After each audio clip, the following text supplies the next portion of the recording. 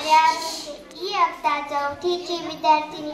माझ्या शाळेचे नाव जिल्हा परिषद प्राथमिक शाळा दिघे वस्ती धानोरे. आज मी तुम्हाला महात्मा गांधींविषयी काही 2 शब्द सांगणार आहे. ते तुम्ही शांत चित्ताने ऐकावे अशी माझी नम्र विनंती.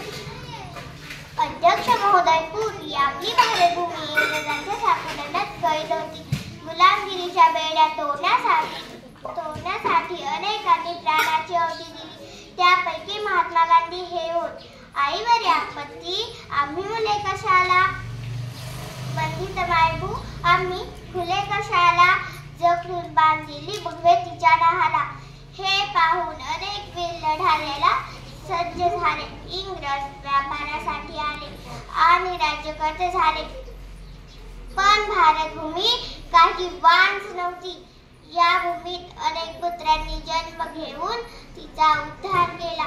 लोकमान्य टिळकांच्या निधनानंतर स्वातंत्र्य संग्रामाची सूत्रे महात्मा गांधींच्या हाती आली. गांधीजींनी अनेक लढाई सुरू केल्या. त्यापैकी सविनय कायदेभंग ही एक चळवळ होती.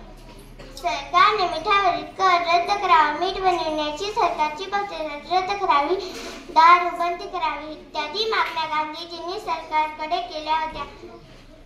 मात्र त्या सरकारने फेटाळल्या. त्यामुळे गांधीजींनी मिठाचा कायदा मोडून दांडी येथे सत्याग्रह केला. गांधीजींच्या सत्याग्रहामुळे सरकार अडचणीत आले.